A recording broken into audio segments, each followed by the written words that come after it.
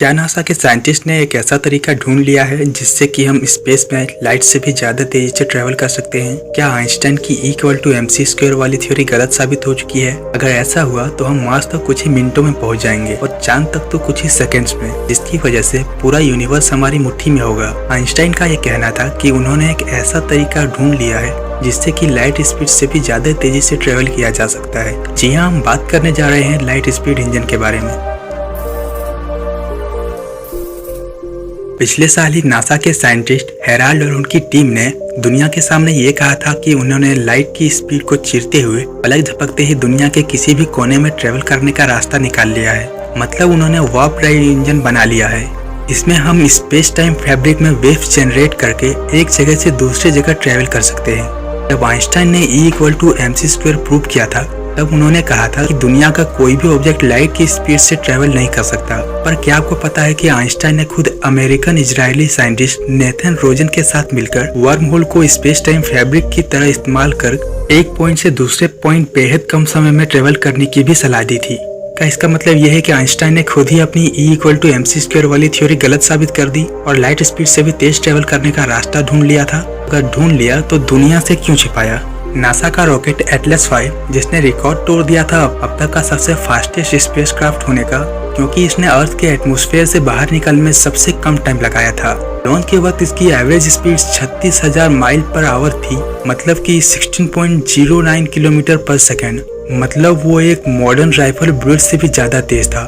पर इतनी तेज चीज बनाने के बावजूद भी हम हमारे पड़ोसी मार्स तक पहुंचने के लिए 6 मंथ से भी ज्यादा का वक्त लगा देते हैं, वो भी जब हमारा ज्यादातर सफर एम्प्टी स्पेस में बिना एटमॉस्फेरिक ट्रैप के होता है।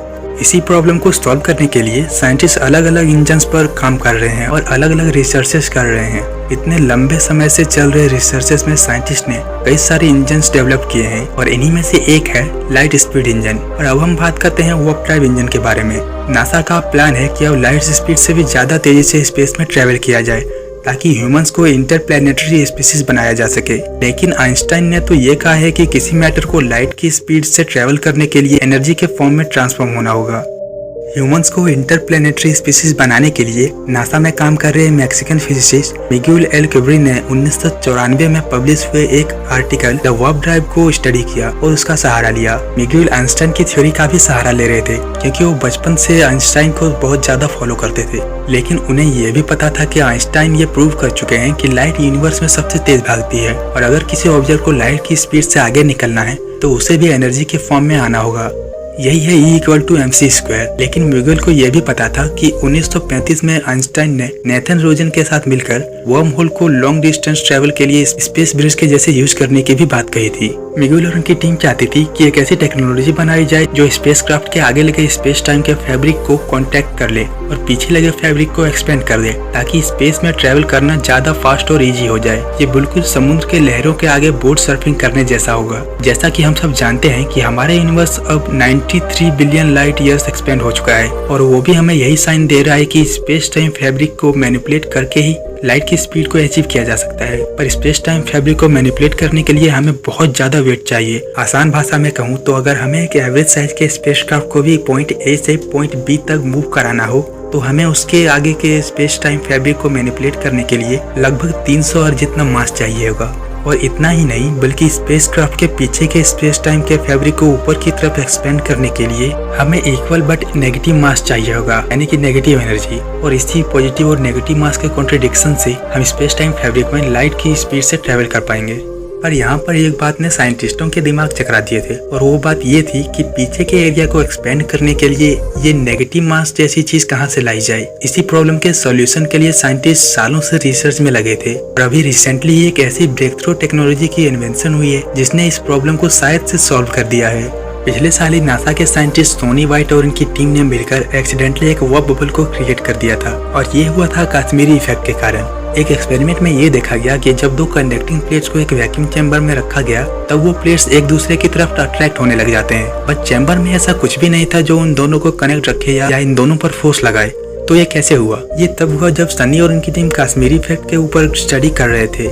इस एक्सपेरिमेंट के हिसाब से जब लाइट जैसी इलेक्ट्रोमैग्नेटिक वेव्स जब इन प्लेट्स के बीच से पास होती है, तब यह प्लेट्स बस कुछ ही इलेक्ट्रोमैग्नेटिक वेव्स को पास होने देती है, जिसके कारण वेव्स की डेंसिटी प्लेट्स के बाहर ज्यादा हो जाती है और वो उन प्लेट्स को लो डेंसिटी रीजन में भेजने के लिए उन्हें अंदर की तरफ धकेलना चालू कर देती है। जैसे कि वैक्यूम चैम्बर के बाहर कोक कैन को बाहर की डेंस एयर कोक को अंदर की तरफ पुश कर देती है और ये सारा गेम इलेक्ट्रोमैग्नेटिक वेव्स का होता है।